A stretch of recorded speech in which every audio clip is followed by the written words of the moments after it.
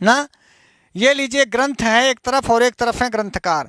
तो ग्रंथ में अष्टाध्यायी और ग्रंथकार मतलब पाणिनि। ग्रंथ का मतलब होता है आपकी रचनाएं माने रचना, और ग्रंथकार का मतलब होता है रचनाकार। रचनाकार बोले तो लेखक, इतना तो आप समझते होंगे। तो अष्टाध्यायी व्याकरण का एक ग्रंथ है जिसके लेखक पाणिनि ऋषि हैं। महर्षि पाणिनि ने अष्टाध्यायी लिखी जिसमें 8 अध्याय हैं, लगभग 4000 सूत्र हैं, प्रत्येक अध्याय में 4 पाद हैं। तो कुल मिला के 32 पादों वाली अष्टाध्यायी पाणिनि ने लिखी। और अगला एक बहुत प्रसिद्ध ग्रंथ है महाभाष्य, जो पतंजलि ने लिखा। और इसी पर मैं बताता चलूँ, वार्तिककार हैं कात्यायन या वररुचि, जिन्हें हम वररुचि या कात्यायन कहते हैं। उन्होंने वार्तिक लिखा। वार्तिक का कोई अलग से ग्रंथ नहीं है, इसीलिए उनके ग्रंथकार की चर्चा में वार्तिक का नाम नहीं आया। वार्तिकों की चर्चा पतंजलि ने अपने महाभाष्य में ही की है, इसीलिए कात्यायन या वररुच, इनका नाम कात्यायन, कुछ लोग वररुच कहते हैं। तो वररुच के जो वार्तिक आए अष्टाध्यायी पर, वो भी पतंजलि के महाभाष्य में उद्धृत हैं, उद्धरण के रूप में प्राप्त होते हैं।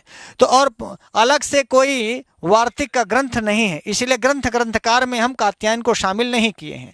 अष्टाध्यायी पाणिनि की रचना है, महाभाष्य पतंजलि की रचना है। और आगे जो देखिए प्रमुख ग्रंथ तो और भी हैं बहुत सारे, लेकिन प्रमुख ग्रंथों की चर्चा करें तो एक सिद्धांत कौमुदी ग्रंथ है जो भट्टोजी दीक्षित ने लिखा है, और प्रौढ़ मनोरमा सिद्धांत कौमुदी की ही व्याख्या है जो स्वयं भट्टोजी दीक्षित ने ही की है। तो एक तरह से यह सिद्धांत कौमुदी मूल ग्रंथ है जिसमें अष्टाध्यायी के सभी 4000 सूत्रों की वृत्ति लिख करके भट्टोजी दीक्षित ने सिद्धांत कौमुदी में पूरी अष्टाध्यायी को लिखा है।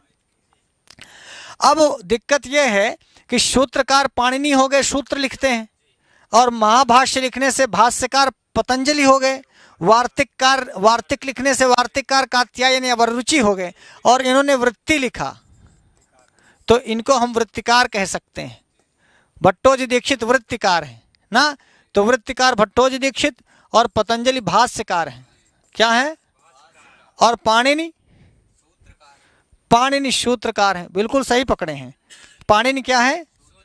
हाँ, इतना ध्यान रखिएगा। तो पाणिनि हो गए सूत्रकार, और ये हो गए भाष्यकार, भाष्य लिखने वाले, और ये हो गए वृत्तिकार। और वार्तिक अलग है, वृत्ति अलग है। और वार्तिककार कौन हो गए? वार्तिककार है कात्यायन। ठीक, तो ध्यान, कभी पूछे वृत्तिकार कौन है तो भट्टोजी दीक्षित। अब भट्टोजी दीक्षित के बारे में मैं आपसे बता रहा था कि भट्टोजी दीक्षित ने सिद्धांत कौमुदी लिखी, और सिद्धांत कौमुदी अपनी ही रचना पर प्रौढ़ मनोरमा नामक व्याख्या लिखी। सिद्धांत कौमुदी की व्याख्या स्वयं भट्टोजी दीक्षित ने प्रौढ़ मनोरमा इस ग्रंथ में की है ना।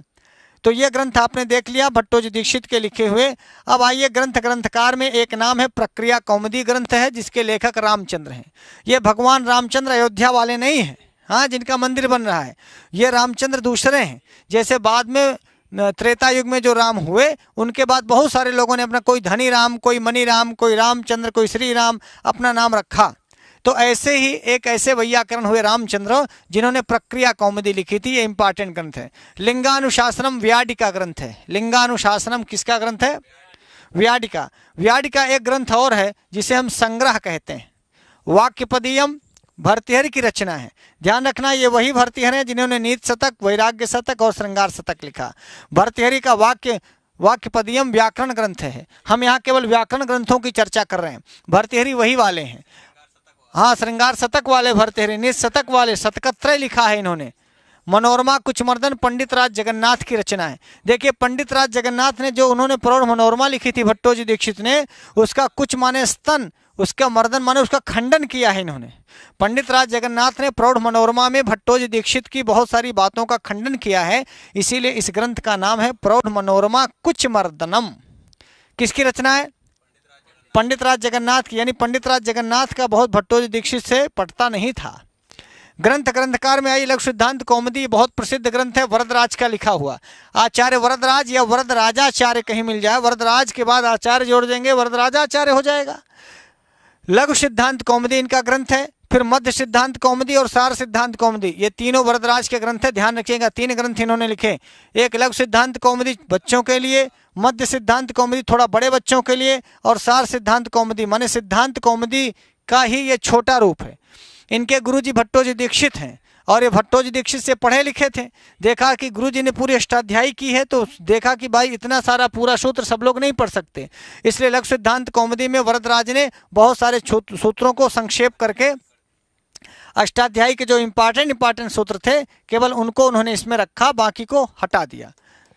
तो लघु सिद्धांत कौमुदी भी वरदराज का, मध्य सिद्धांत कौमुदी भी वरदराज का, सार सिद्धांत कौमुदी भी वरदराज का। अब वरदराज किसके शिष्य हैं? भट्टोजी दीक्षित के। भट्टोजी दीक्षित ने क्या लिखा था? सिद्धांत कौमुदी। लघु ये शब्देंदु शेखर है नागेश भट्ट का। अभी नागेश भट्ट ने व्याकरण शास्त्र में बहुत कुछ लिखा ना, तो शब्देंदु शेखर पहले देख लीजिए, जहाँ जहाँ शेखर जुड़ा है नागेश भट्ट की रचना है। परिभाषेंदु शेखर नागेश भट्ट की रचना है। वैयाकरण सिद्धांत लघु मंजूषा, वैयाकरण सिद्धांत वैयाकरण सिद्धांत मंजूषा, और उसी का है लघु मंजूषा। तो लघु मंजूषा भी नागेश भट्ट का है, और सिद्धांत मंजूषा भी नागेश भट्ट का है। परिभाषेंदु शेखर भी नागेश भट्ट का है। और हाँ, मंजूषा जुड़ा है, मंजूषा जुड़ा हो। शब्देंदु शेखर लघु शब्द, इसी शब्देंदु शेखर में लघु शब्देंदु शेखर भी है। शब्देंदु शेखर या लघु शब्देंदु शेखर नागेश भट्ट का, परिभाषेंदु शेखर नागेश भट्ट का, वैयाकरण सिद्धांत मंजूषा नागेश भट्ट का, लघु मंजूषा नागेश भट्ट का। अब परम लघु मंजूषा, हाँ, तो जितना मंजूषा है देखें, यहाँ मंजूषा, ये मंजूषा, ये मंजूषा। केदार भैया कह रहे हैं कि हमारी वाली का नाम तो ये है मंजू। तो हाँ, तो ये अपने इस मंजू से इसका नाम रट लेते हैं, माने सब लोग ट्रिक मारते हैं, तो अपनी अपनी ट्रिक से लोग याद करते हैं। तो हमारे केदार भैया करते हैं कि गुरुजी हम कैसे याद करते हैं, तो वो बोले कि हमारी वाली का नाम मंजू है, तो हम अपनी मंजू से सबको याद कर लेते हैं कि जो ने हमारे मंजू का नाम रहेगा वो नागेश भट्ट हैं। हाँ, ऐसा लगता है जैसे नागेश भट्ट इनके नाना हो। हाँ, नागेश भट्ट इनके नाना हो और इनके लिए लड़की देखो मंजू। तो बस वैयाकरण सिद्धांत मंजूषा, लघु मंजूषा, परम लघु मंजूषा, सब नागेश भट्ट का है। ठीक है। और परिभाषेंदु शेखर, लघु शब्देंदु शेखर, ये सब भी ग्रंथ किसके हैं? नागेश भट्ट के। आगे देखिए, सरस्वती कंठाभरण, ये भोजदेव की रचना है। और महाभाष्य की प्रदीप नामनी टीका। महाभाष्य तो पतंजलि का है, पतंजलि, हाँ, प्रदीप टीका लिखी है कैयट ने। ध्यान रखना, कैयट ने जो महाभाष्य पर संस्कृत की टीका लिखी, महाभाष्य पर, महाभाष्य कठिन था, तो पतंजलि के महाभाष्य को सरल करने के चक्कर में कैयट प्रदीप नाम की टीका लिखी। तो पूछेगा महाभाष्य पर कैयट ने किस नाम की टीका लिखी? प्रदीप नाम की। या पूछे कि भैया प्रदीप टीका, महाभाष्य पर प्रदीप टीका लिखने वाले कौन है? कैयट हैं ना। हाँ, गाइड मतलब उसको सरल कर दिए, तुमका तो हर जगह गाइडे दिखात है ना। अच्छा, इसी प्रदीप पर उद्योत टीका लिखी, ये भी पढ़ते चलिए। उद्योत नागेश भट्ट ने लिखा। ठीक है। अब इसको ऐसे समझिएगा, महाभाष्य पर प्रदीप टीका लिखी थी कैयट ने। अब प्रदीप भी कठिन लगने लगा तो प्रदीपोद्योत, प्रदीप पर उद्योत टीका लिख दी किसने? नागेश भट्ट ने। तो उद्योत है तो महाभाष्य का ही, पर प्रदीप के आधार पर लिखी गई है। तो प्रदीपोद्योत, आप कैयट ने प्रदीप लिखा और नागेश भट्ट ने उद्योत लिखा। काशिकावृत्ति जयादित्य वामन दोनों ने मिलकर लिखा है। बहुत काम दो दो लोग मिलकर के करते हैं ना, बहुत काम दो दो लोग मिलकर के करते हैं। जैसे मान लीजिए भारतवर्ष की जनसंख्या बढ़ाने में भी दो लोगों को रोल होता है। अकेले केदार तिवारी चाहे तो कुछ भी नहीं कर सकते ऐसे, लेकिन ये काम लोग शास्त्र में भी करते हैं। संगीत में भी देखिए, लक्ष्मीकांत प्यारेलाल, दो लोग, नदीम श्रवण, दो लोग नो मिल करके बहुत अच्छे संगीत दिए। तो बहुत बार लोग दो लोग मिल करके भी अच्छा करते हैं। तो दो लोग यहाँ जयादित्य और वामन दोनों लोगों ने मिल करके अष्टाध्यायी पर काशिकावृत्ति लिखी और बहुत पॉपुलर हुई। कुछ काम जयादित्य ने किया, कुछ काम वामन ने किया। जैसे संस्कृत गंगा में दो लोग ही कौन कहें, 10-10 लोग मिलकर के हम लोग काम करते हैं। कोई लिख रहा है, कोई टाइप कर रहा है, कोई प्रूफ कर रहा है, कोई कैमरा चला रहा है, कोई आपको ऐप में क्लास दे रहा है, कोई आपके फ़ोन उठा रहा है। हाँ हाँ, यहाँ तो और सब बढ़िया मन से, यहाँ तो दो लोग काम करते हैं। काशिकावृत्ति के लेखक 2 लोग हैं ना। काशिकावृत्ति हो गई। अब काशिका विवरण पंजिका, काशिका विवरण पंजिका, ये जिनेन्द्र बुद्धि की रचना है। जिनेन्द्र बुद्धि की कर लेंगे ना। ध्यान रखिए, काशिका की पदमंजरी व्याख्या, काशिका जो 2 लोगों ने मिली थी, जयदीत्य वामन ने लिखा था, उस काशिका पर पदमंजरी नामक टीका लिखी हरदत्त ने। तो हरदत्त की पदमंजरी भी बहुत प्रसिद्ध है। पूछेगा पदमंजरी किसकी है? हरदत्त की। पदमंजरी किस पर टीका लिखी गई है? काशिका पर। काशिका किस पर लिखी गई? अष्टाध्यायी पर। तो अष्टाध्यायी जो पाणिनि की है उसकी टीका है काशिका, और काशिका की टीका है पद्मंजरी, और पद्मंजरी के लेखक हैं हरदत्त। कर लेंगे। कितने लोग वैयाकरण थे, कितने विद्वान थे। अब देखिए वैयाकरण भूषण, ये कौंड भट्ट की रचना है। कौंड भट्ट भट्टोजी दीक्षित के हाँ भतीजा हैं, रंगोजी भट्ट के बेटे हैं। तो वैयाकरण भूषण लिखा कौंड भट्ट ने, और वैयाकरण भूषण का सार एक जगह लिखा। सार जैसे वेदांत था उसी का सार वेदांत सार हो गया। हम लोग भी भारतीय दर्शन सार लिखे हैं। तो वैयाकरण भूषण सार में कौंड भट्ट ने यही जो वैयाकरण भूषण लिखा था उसी का मेन पॉइंट वैयाकरण भूषण सार में कौंड भट्ट ने लिखा।